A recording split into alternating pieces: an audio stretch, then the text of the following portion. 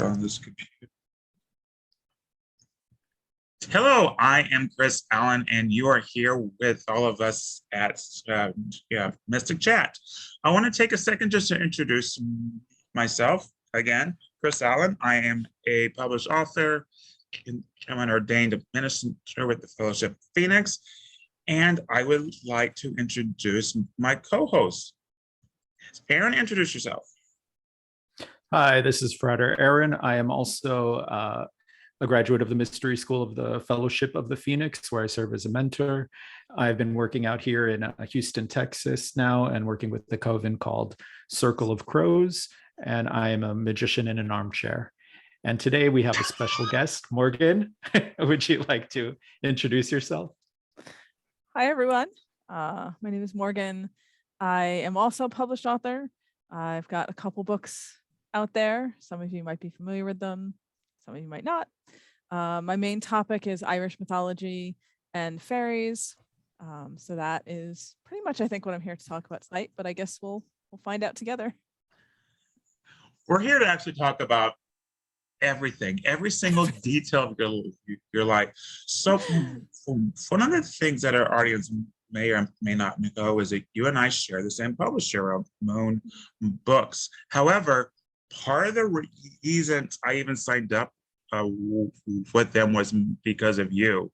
Was because like, wow, Morgan's books are really thought out and well done, and they look good. And I was impressed by how you approached everything. And then I don't know if you remember, but back in like 2019, I gave you a private message. I'm like, so what do you think about Moon Books? And you're like, they're great. So I signed up with them. I like Moon a lot. I've been with them, I think 2013 was when I started writing for them. Has it been that long? I think so. So they're a good company. What got you into, because I don't want to kind of pigeonhole you into fairy, because I know you do so many awesome things, but how did you get into the whole fairy field, and what was it like for you? Sure. So this is one of those complicated, layered stories everyone always loves. Basically, I've always had experiences with these beings for as long as I can remember, even when I was very small. And I grew up in a situation where it was not a religious household. I refer to it as like secular agnostic is how I grew up. So when I was talking to my parents about, seeing fairies and the sort of sordid things that were going on, they were pretty open to that. I think, all things considered. Also part of the Irish diaspora, which has a degree of belief, we'll just say, in that kind of thing. So to me, like the fairies were always sort of a part of things. And then when I was, I think it was like 11, I ran across Cunningham's infamous Wicca Guide for the Solitary Practitioner, which I joke is like the gateway entrance for so many people into neo-paganism, witchcraft. And it just fit so well with sort of what my worldview already was, that kind of put me in the witchcraft direction of things. But the fairies were always sort of this big factor for me. So as I got a little older into my teens, I started really looking into the folklore, because I wanted some context and some structure for the things I was already experiencing. I wanted to kind of feel like I wasn't the only person out there who was, dealing with these things. And, from there, it kind of becomes one of those things where the more you learn about it, the more interested you become in it, the more you realize that you know absolutely nothing about it, because it's just this gigantic topic. And, it draws you in. So it all went from there. That's awesome. It's interesting, because how I actually got into like fairies in the other world. I'm from a very small town in Texas, and there was these haunted woods. When I mean haunted, I don't mean, oh, it was creepy. No, you saw strange otherworldly things. And I remember we used to go back in these woods all the time. It was weird because, um, on farms, you don't, it's really hard to bury a cow or a horse when they die. And so they would drag the carcass into the woods and it would decompose. And so I had like lots of bones and dead animals. It was heaven for me. I loved it. And I remember, and there was this creek, and I remember one time I was standing there, like on the creek, looking because the creek was only like 6 inches deep. I was looking straight on with the flow of it, and I saw a very otherworldly man. I guess it was a man, I don't know, staring at me. And I was like, that is a woodland creature. And I went to show my brother, and he was like, oh, it's gone now. And I was like, crap. And ever since that's one of the things that got me into witchcraft. Mm-hmm. So I'm very interested in people who have like these hands-on experience or things like that, because you know how I am. I'm like, I don't just want to talk about it. Go in the forest and talk to fairies. Let's do it. Yep. No, I understand. And I think a lot more people have experiences. And I think, for some people, they have the experience, but they don't realize what it is, because there's this automatic sort of rationalizing and being like, well, no, that couldn't be whatever I thought it was. It's got to be something else. And there's also this cultural thing we deal with, particularly in the United States, of, fairies are small, tiny little winged creatures for children. And anything that's outside of that, if you have an experience, it's almost like you are immediately sort of mocked for talking about fairies, because they're for children. And I think it really discourages people from talking about experiences they have, and sharing the way that I think people would under different circumstances. Like, I've had a lot of people come to me privately to tell me about experiences or things that have happened to them, but they don't want to share publicly because they are kind of afraid of that judgment. So I remember in about like the late, well, and I'm sure you remember in the 80s and early 90s, there was a strong push for all things fairy, Celtic, but there are these authors, and I know you remember them because you and I have talked about it. There are some authors who are like, no, fairies are these teeny creatures only who run from church bells. And I'm thinking, those creatures exist, absolutely. But the fairies I've experienced were like, were taller than me. They were tall and bright and very akin to the Nordic elves, things like that. And so I remember there was this whole transition at 2000 from the small winged fairy to everything dark and skulls and has to be evil and blah, blah, blah. And I remember thinking, well, hold on, can't we have them both at the same time? No. So only how extremes. Welcome to paganism. So how do you explain to people the difference between those large, bright, tall fairies and the little creatures who like take your car keys? Because I have those in my house. And I work with them both at the same time. So how do you explain the difference between the two, and where do the two come in your practice? How do you honor the both of them? That's what I'm trying to say. I mean, I think that the way that I usually try to explain to people, and I will say up front that I do tend to edge more into the dark, scary skull terrain, just because I would rather people be overly cautious than not cautious enough. Stick your hand in Um, it. But for me, the way I explain it to people is I say, the word fairy, even though we a lot of times will have very specific ideas of what that means, it's actually more of a catch-all term. And it's been used that way for like 700 years.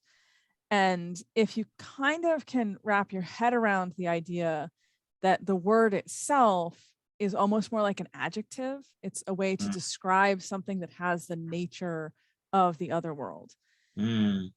then it's easier to kind of understand that it's not just this one specific thing, whether that's tiny or giant or what have you. It's this whole range.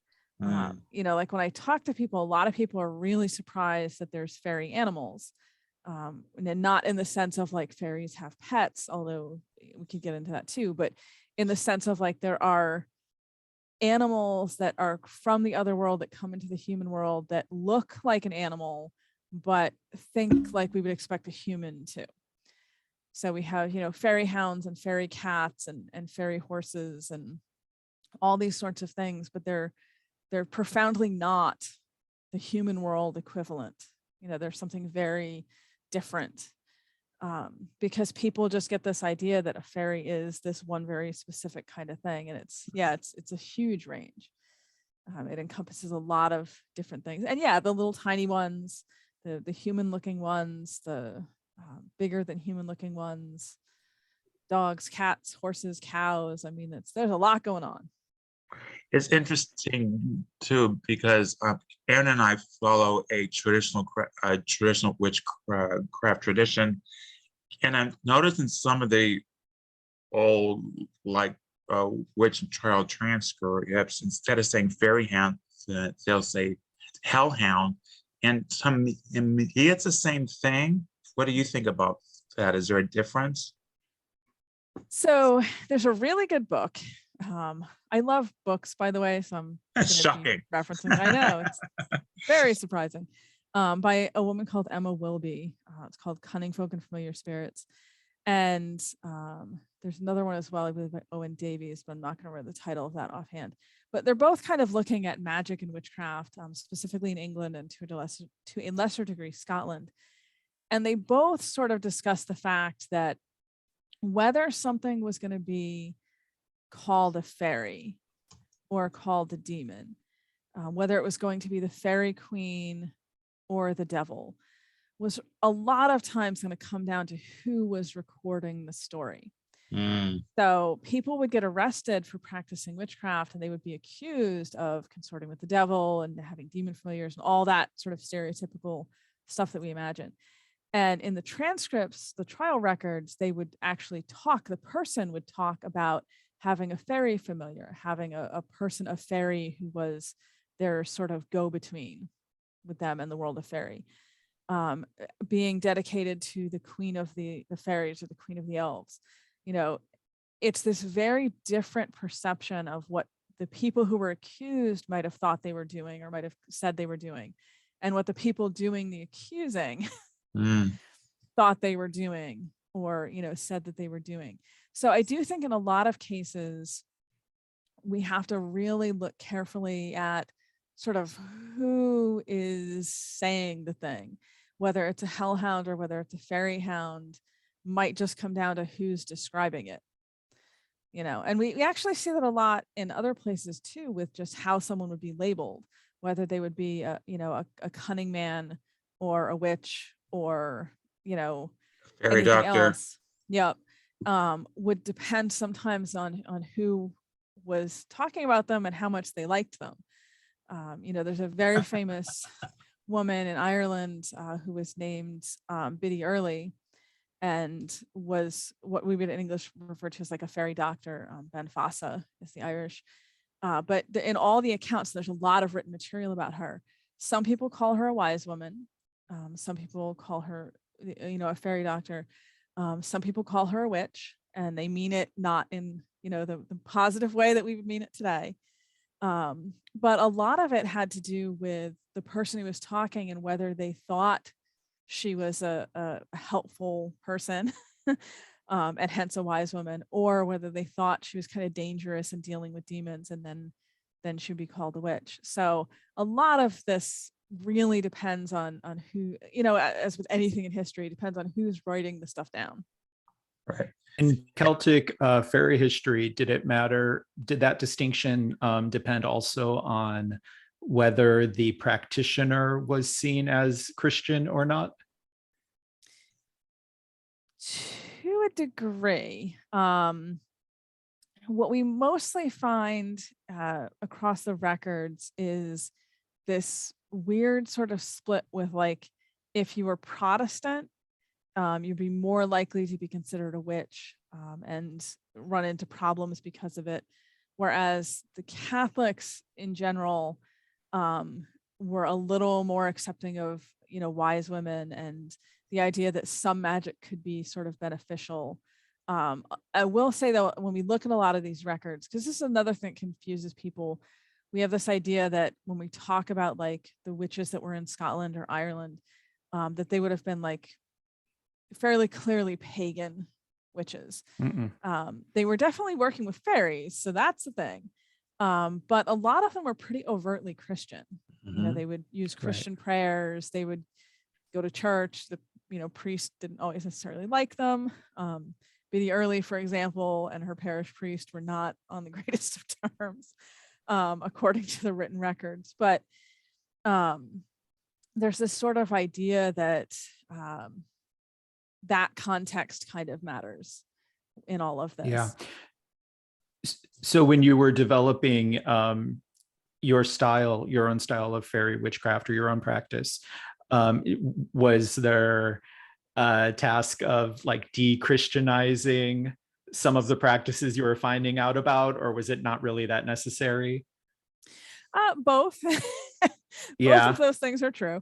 Yeah, I mean, there's definitely certain things that I think we can find in the source material, whatever we're looking at, that were clearly coming from not necessarily a Christian place, we'll just say. I hate to be that person who's like, there is still blatant paganism going on, because that gets really questionable. But there are certain things, like we have records of people, and this is in like the folk ballads, so this isn't even ceremonial magic type of stuff I'm talking about, of people casting protective circles with holy water. And that's not a Christian practice as far as I'm aware. I wasn't raised Christian, so I might have just missed that in studying it. But as far as I'm aware, that's not something they like teach you in Sunday school, how to, protect yourself with a magic circle of holy water. So there's definitely things that we can find that are like that have that clearly something else going on nature to them. But we do have a lot of material that is coming to us from people who would have been, effectively Christian folk practitioners. They were dealing with fairies. They, in some cases, gave their soul to the fairy queen, and all sorts of other things were afoot.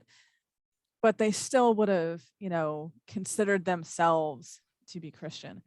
So when I look at material like that, because I'm not Christian, I wasn't raised Christian, I don't feel like that applies to me. So I obviously don't want to incorporate it into my own practices. I don't want to use things just because that's not my cosmology, I guess we would say. So there are certain things where I've had to kind of unpick the pieces of it that don't fit into my worldview. That's like the nicest way I can say that too. Yeah. I've seen in your, like, across your work too, your craft is changed, of course, but it's gone through a transition in your published work.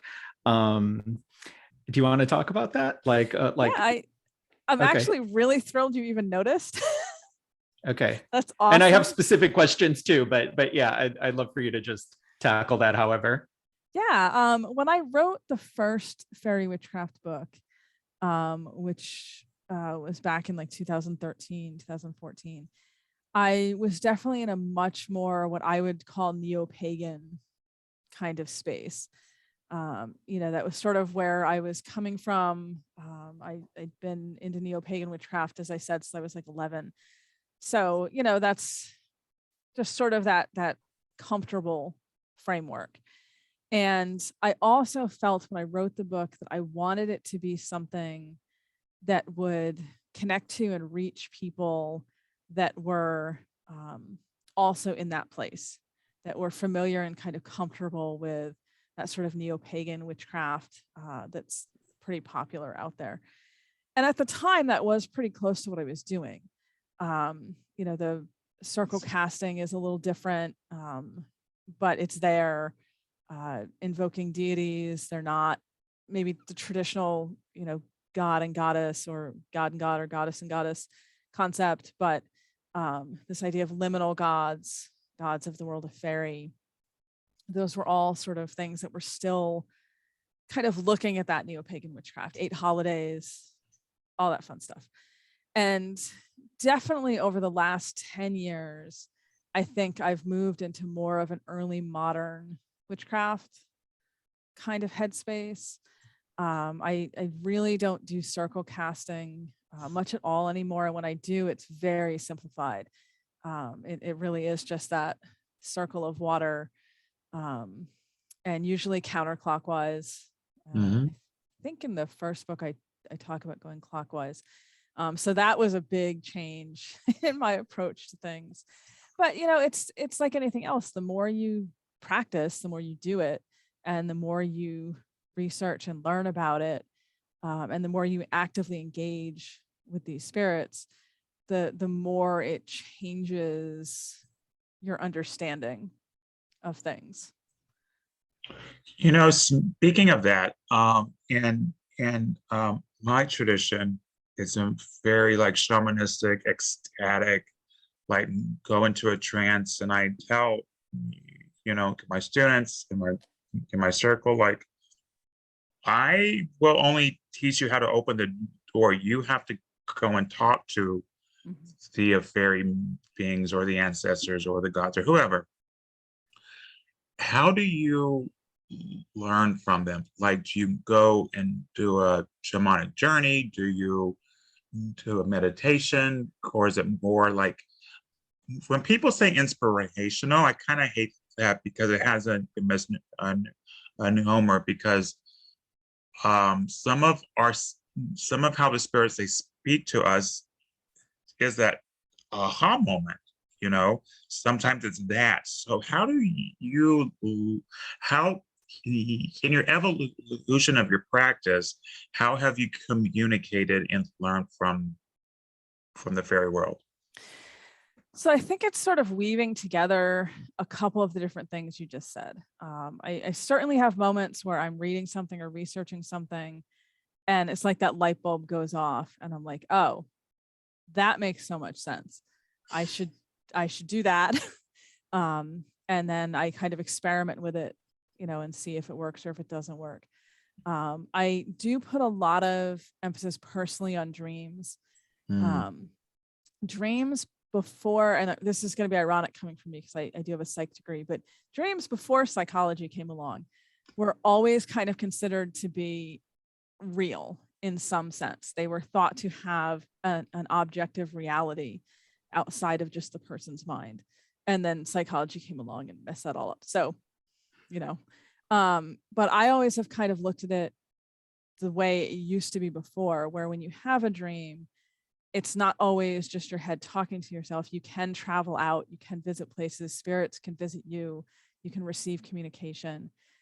So that has kind of been a key aspect for me with quite a few different things. I've talked before publicly about the fact that I got a recipe in a dream, which is particularly odd for me because I'm not a cook. It's a miracle my children have survived this long having to eat my food. It's not good. So I'm the last person that would be just spontaneously like dreaming recipes for the context. But in the dream, it was very clearly shown to me how to prepare a certain type of food. I call them fairy cakes, but a certain type of food. And when I got up, I just couldn't stop thinking about it. So I was finally like, you know what? I don't think this can work because it's literally just like flour, eggs, and honey, I think is the only ingredients. And I was like, I'm going to try it anyway, though, because I'm not going to be able to stop thinking about it till I do. And in fact, it does work, and it's actually really delicious.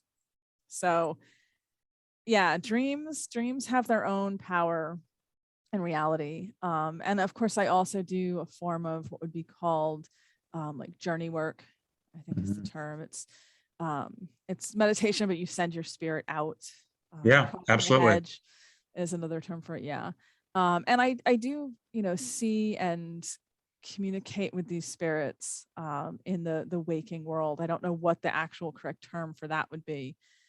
So it's kind of all of these things woven together. And I like to say that I am a much better horrible warning than, good example, because I am also very much about let's just go out in the woods and experiment and do this, which I constantly tell other people not to do. But that's what I do. It's so funny because you and I have the opposite approach. I tell people, put your hand in it, see what happens. Because basically, my teaching style is I'll teach you how to protect yourself. I'll teach you what to do if you get in trouble. This is how you cleanse. I hate to say vanish, but this is how you release. This is if you do get possessed by a fairy, here's how you fix that. Which is a thing that can happen. Absolutely. A lot of people don't realize that. Yep. Aaron and I have both been possessed by stuff. Oh, it's a party. But anyway, like one of the reasons I teach about experimentation is because there's so many people who don't, who just read the books and goes, oh, that was cool, and they put it away. I'm like, no, do it. Yeah. Do the spells, do the meditation, do the journey stuff, Yeah. Well, and I do think that it's important for people to do all those things. If I was teaching one-on-one, I had, in-person students, I think I would have a very different approach. Since mostly this is in the context of me talking to people on social media or, right. Like in my books, I tend to be a lot more cautious with the, just be careful, because I don't want to be responsible for you, having something really bad happen to you if I tell you to go do the thing. But yeah. You should have a disclaimer that says, if you do anything in this book, you are solely responsible for your own well-being. I can remember when I wrote my first book on the underworld, and I don't remember which chapter or which context, but my publisher at the time goes, oh, you have to put a warning. Yeah. I was like, wait, oh, I remember it was about, I wasn't teaching how to do something. I was saying, this is how the Greeks summoned the dead in ancient Greece. Okay. And the publisher goes, you actually have to tell people, don't do that in our modern time. I'm like, yep. Really? Do you? He goes, yes. Yes, you do. Yeah. In one of my books, I'm not going to remember which one offhand, but in one of my books, I talk about some of the old Anglo-Saxon elf charms, the cures that they used to have in the leech books for people that had things like elf possession. And one of them involves frankincense and making an elixir and drinking it. And I had to say very clearly in the book, do not do this. This is not actually recommended. I'm just for historic purposes. Right. Just so you know. Right. Like maybe if you really want to do something with frankincense, like do something safe with it. That's we know is safe, but don't drink it. Yeah, because you have to, even if it's a historic reference, because otherwise people might try it. Might not realize that it's dangerous and might try it. Aaron, I think you had a question from someone in Texas. You wanted to ask? So ingesting frankincense is not okay? Is that what we're saying here? Just a small dose. I'm pretty sure I have before. I am but not. No, don't try this at home. Yeah, don't try this at home. Nor I. I can tell you a really funny story about a time that I burnt some belladonna because I didn't realize you shouldn't do that, and you should not do that. What happened? It's hallucinogenic. Fun fact. And yeah, I found that out the direct experience way, because we have nightshade. It grows around where I live, and we would use it in things like charms and other magical purposes. But it had never occurred to me that if an herb is very clearly listed as poisonous and not something you should ingest, that perhaps one should also not burn it and then breathe the incense, the smoke from it. And yeah, that was an interesting experience. Woody Don't and do Willow that. are asking, if frankincense repels fairies, what can we burn to attract them safely? Yep. Frankincense would repel them. I can actually list a whole bunch of other things if you need to repel them. The best thing, fun fact, to break fairy enchantment is mugwort, by the way. Burning that or Why waving is it it around that? you. Would think it was the opposite. Is Same. it because, I Yeah, mean, no, that's what I would think. Yeah, it's one of those things that's attested across, again, that back to the Anglo-Saxon leech books, which is over 1,000 years, mugwort to break fairy enchantments. Interesting. To draw them to you, you would want to use herbs that they're known, things that they're known to like. Again, do not do any of this without being sure it's safe. So I'm not going to recommend foxglove, for example, but like pansy, cowslip, those would be good options. Rose is another one. Lavender, an old name for lavender, is actually elf leaf.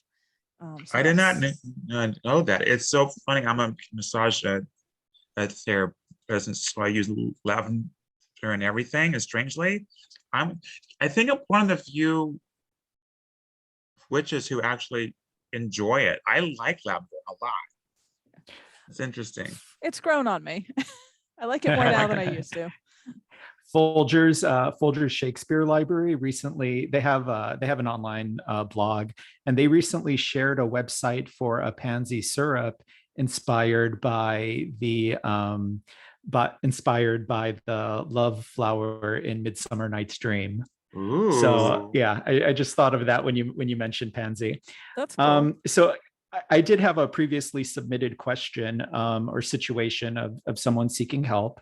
So I'm from Chicago, but now I live out here in Texas, and someone who lives further away in a more remote area has a large land, and she, along with a group of other pagans, cleared a ceremonial circle on her land, and thought it would be, as she said, they thought it would be fun to open a portal to turn a nog.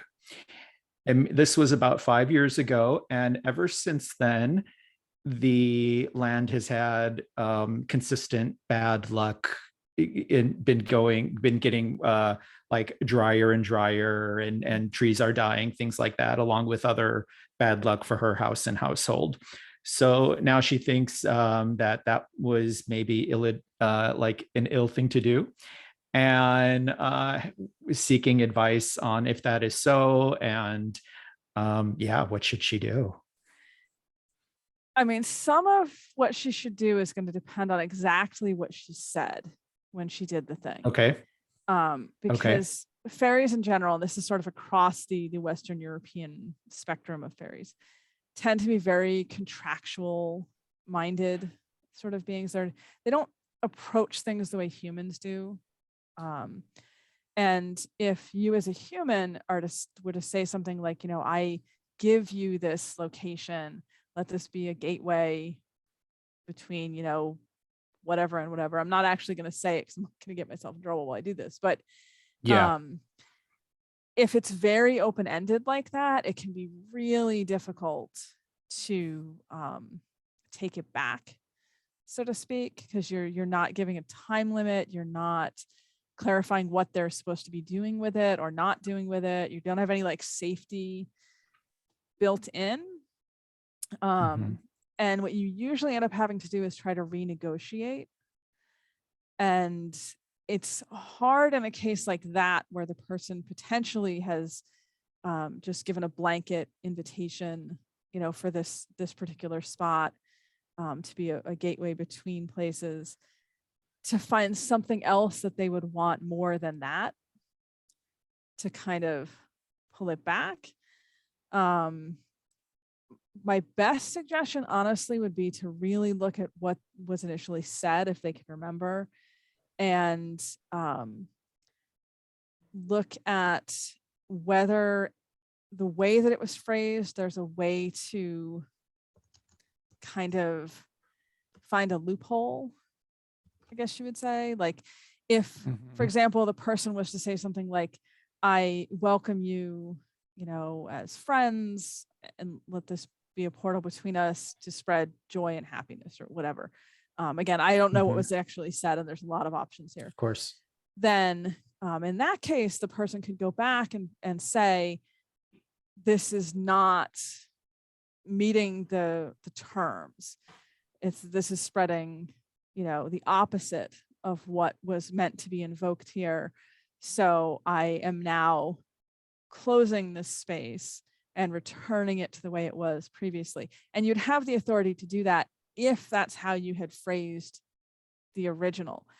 There's a reason in my work where anytime I invite things in, I always say I invite in goodly inclined beings, because if they show up and then they are not being good, if they're being sassy, then I can say, well, you are breaking the rules of hospitality because you were invited under specific terms.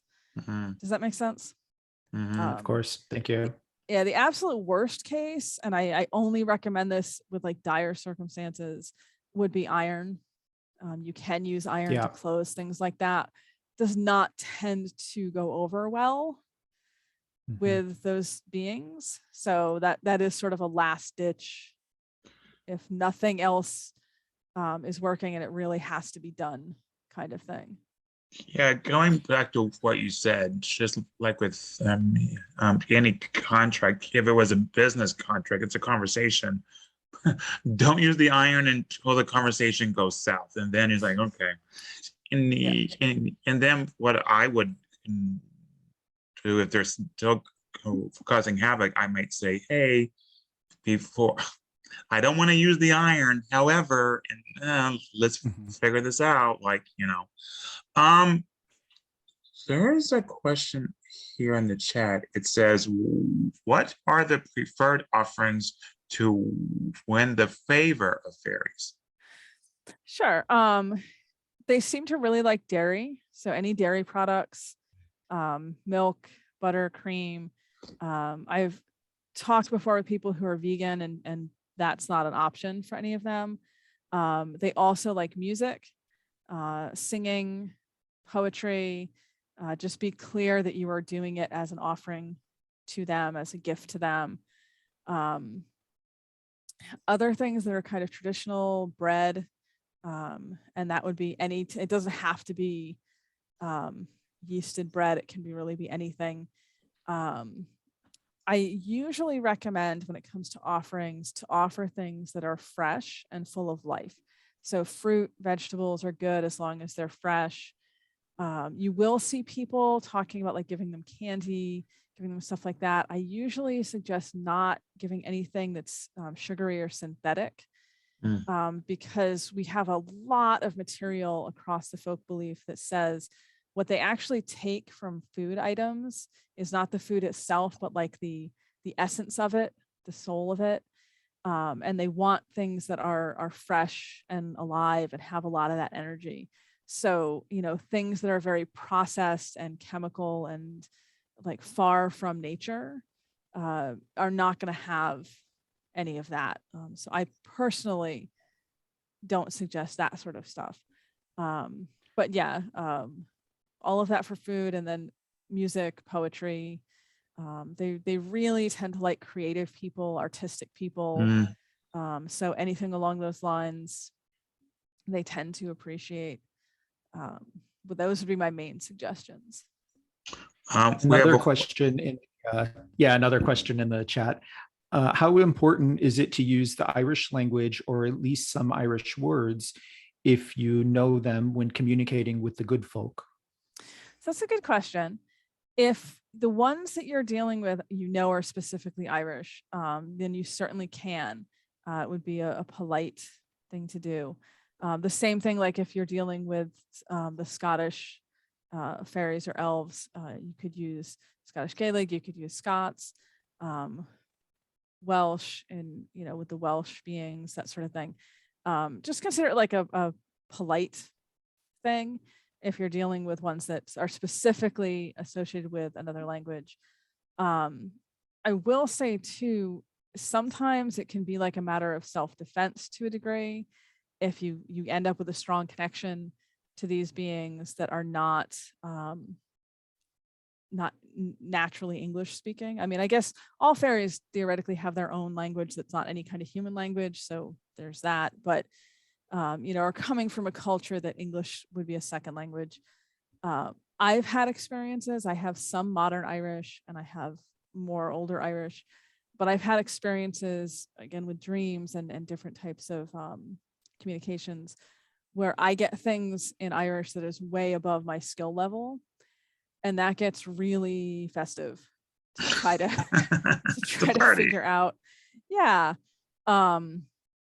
So sometimes, if you're connecting to beings that are from a specific culture, you are going to get things in their language. And it's helpful to at least try to make an attempt to learn a little of it so that you can understand them. I will say though that they, are pretty well known for being able to speak whatever language you are speaking. So if they're engaging with you, they generally can communicate to you in your native language, whatever that is. So if they're choosing not to, they're either doing it intentionally for a variety of reasons, or they're not trying to communicate with you, which is another thing. Sometimes people just eavesdrop, and that does happen. You are there, fairies are there. You assume that they know that they're being seen, but they don't always actually. So that can get a little complicated. But yeah, generally, I think I would say it's important. I should also say that I'm really, really biased because I'm a big advocate of the Irish language and really all minority languages that are kind of endangered. So everyone should learn. Do you think there's every a language. difference? Do you think there's like a difference or something unique to fairy spirits in the US? So I actually get asked this quite a bit when it comes to what is going on in the United States. There are definitely spirits that are indigenous here. And obviously, if you look at the folklore from different particular places and the cultures that are from those places, they have a lot of stories about these spirits and these beings. And they're pretty much everywhere. I wouldn't necessarily call them fairies per se. I tend to refer to them more as fairy-like because they're similar to what we would call fairies in European culture. But obviously they have their own names and concepts in the different areas. There are a huge number of cultures across even just the United States. And then you look at Canada, you look at Mexico, and then Central and South America. Like you're talking so many different regional cultures with different regional beliefs and spirits and things going on. But we do also have stories, and again, these go back hundreds of years with colonization, of European spirits being seen and encountered and experienced in Canada, in the United States, in Mexico, in South America. It seems like wherever human populations move around for any reason, voluntary or involuntary, the spirits that are connected to and associated with those populations also move to a degree. So when you have people who are from one place and then a portion of that population moves somewhere else, the what we would call fairies are going to go with them to a degree. So we have stories of Irish fairies in the United States. We have stories of Scottish fairies in Canada. We have all sorts of stuff going on. And I'm just picking a few particular examples. Like there's a lot. And when you talk about huge cities like New York City, I can only imagine how much is going on there. just layers and layers and layers. So I hope that answers the question. Yeah, definitely. I have actually just one more question I'd really like to get in with you, which is, I know you have I recently saw you have a series of queered fairy folklore. I do, yes. And it's almost surprising that across the witch confessions, the witch trial confessions, and general folklore, there really isn't any account of like same-sex coupling or kidnapping or devotion to the witch father or witch queen. So I just wanted to see if you wanted to say anything about that series and about how it can apply to the craft. Sure. That's my passion project, pun fully intended. Yeah, when you look at the older material, it is very heteronormative, very, very heteronormative. And again, a lot of this gets into who was recording it. The people who were questioning people in the witch trials, the people who are recording the stories. It's their perspective, it's their point of view. And obviously it's not that there weren't queer people throughout history and all across everywhere, including these parts of Western Europe.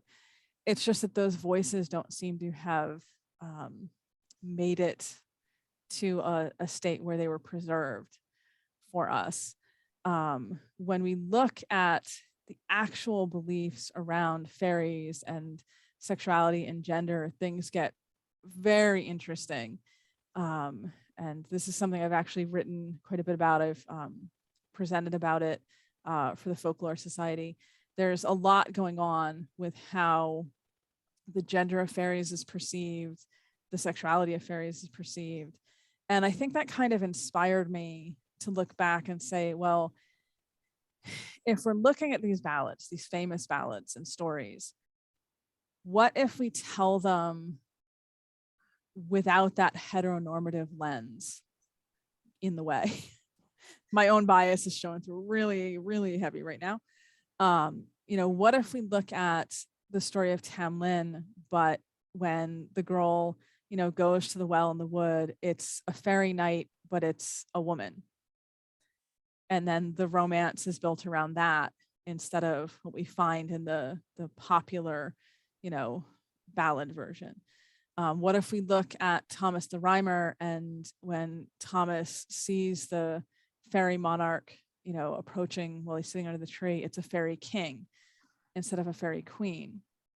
And these are all stories that are written within the folklore, because I draw very heavily on the folkloric material and the original ballads, and my understanding of these wider concepts of sex and gender with fairies across European folklore. But they don't have that heteronormative assumption going on. So they're told with a different perspective, a different voice, if you will. And I think that's something when it comes to witchcraft practice that a lot more people should be open to. Now I'm trying to be very careful how I say this.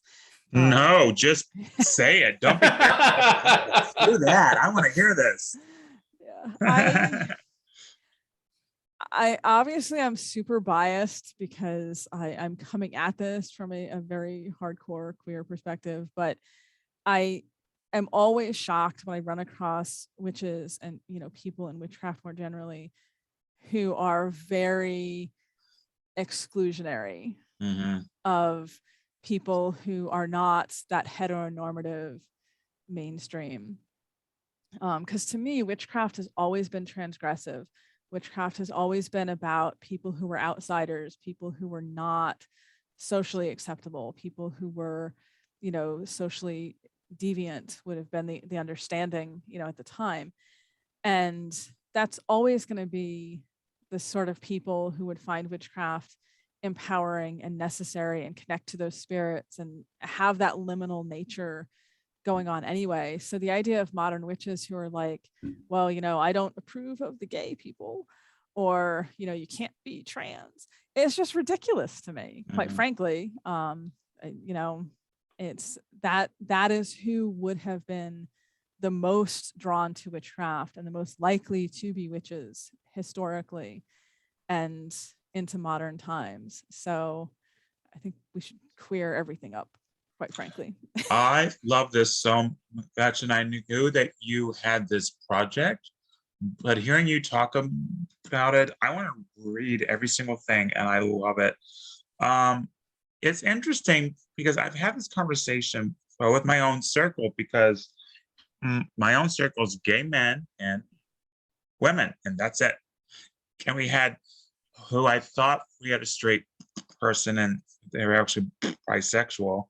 And so I'm just like, see, there's this thing where all this, all the straight non-Christian men that I know are either they go towards Native American spirituality because it's a tough warrior, you know, That Sundance, or stereotype. Yeah. oh yeah, or they like, you know, the Northern European, Nordic Odin, Loki, because again, warrior, which always cracks me up because there's this guy who's so funny. I don't know if I ever told you this story.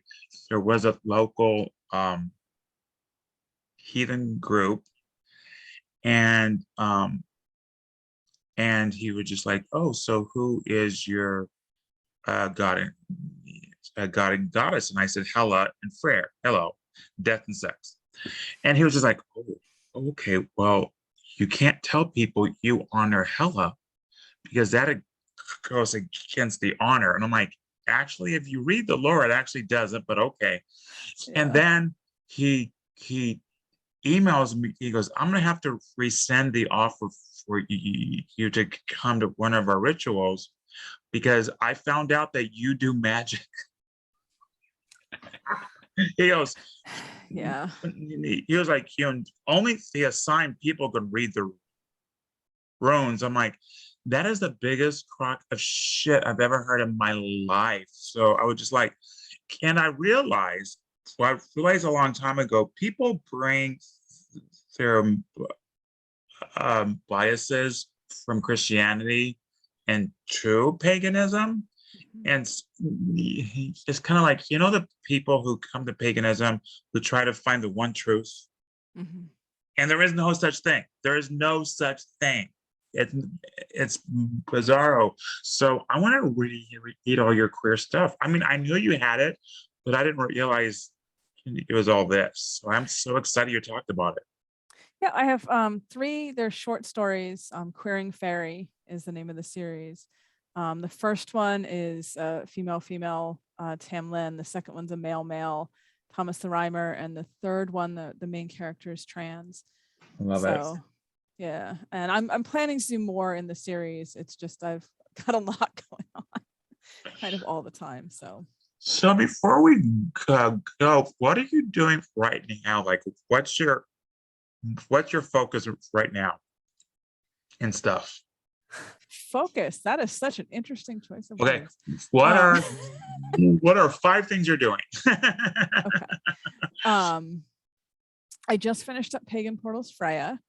Speaking of Norse stuff, so that is in editing and out for endorsements and in the works. I have a manuscript I'm working on called Fairy, the Other World by Many Names, which is a look at the world of fairy, the other world across kind of Western European belief, which is taking me a long time because it's a lot of research. It's very research heavy. I have an article that's going to be in a book called Fairy as a Companion through Peter Lang Publishing, which is talking about the she in modern popular fiction and kind of the good and the bad of that happening. I have a book that's coming out actually the end of this month called Pagan Portals Ace She, which is specifically about the Irish good folk.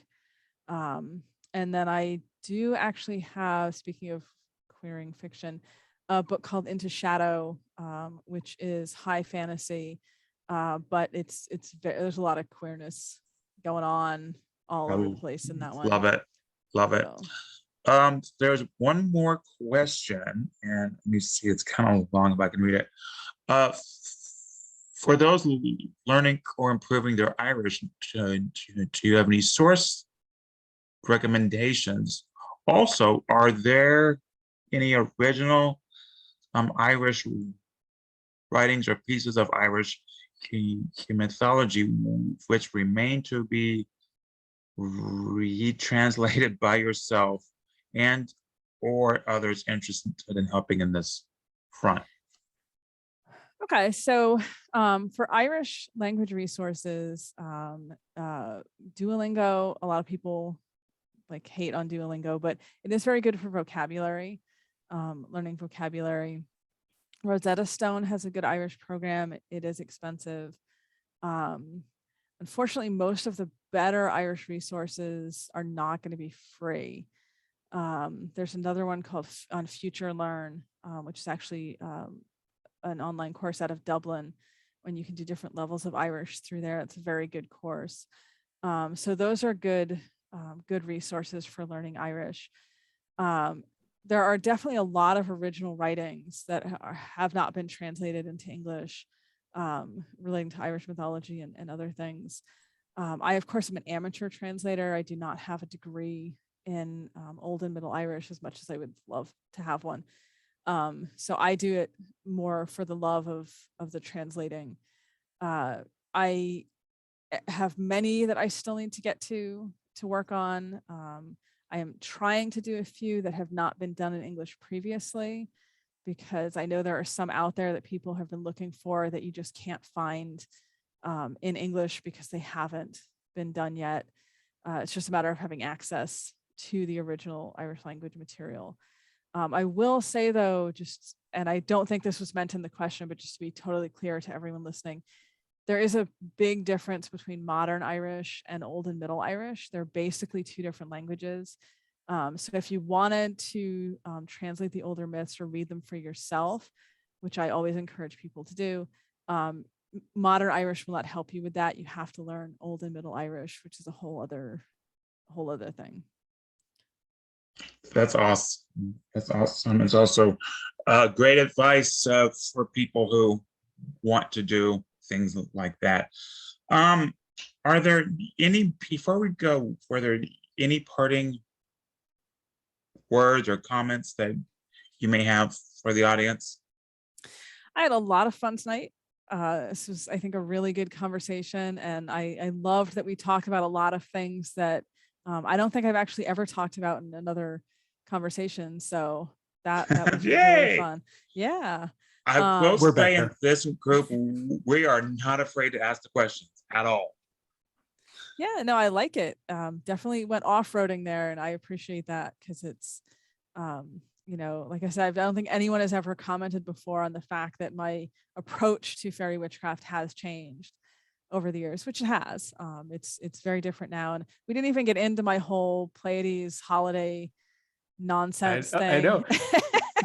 I want to throw in, Chris, remember we went to this campground where the founders, I don't know, maybe in the 70s or 60s, they preserved this land because they said they were instructed to by spirits from the earth and from the stars, who some of them interpreted to mean fairies and some of them interpreted to mean aliens. That's super cool. That is cool. That's very cool.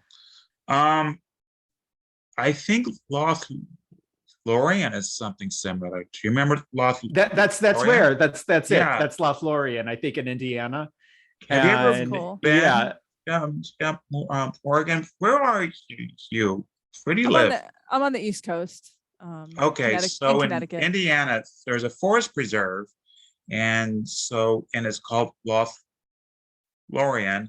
It's very heavy with elves, but they're the mischievous elves. And my theory is because everyone expects that to happen, and they're like, screw it, let's go crazy. And so like you have to hold on to your keys. Yeah, I've seen the elves like tear down people's like hammocks and their campfires and tents. Like they're very mischievous. Yep. They won't hurt you, but yeah. But anyway, have a little fun with you. Always. I'm just like, I just want to sleep.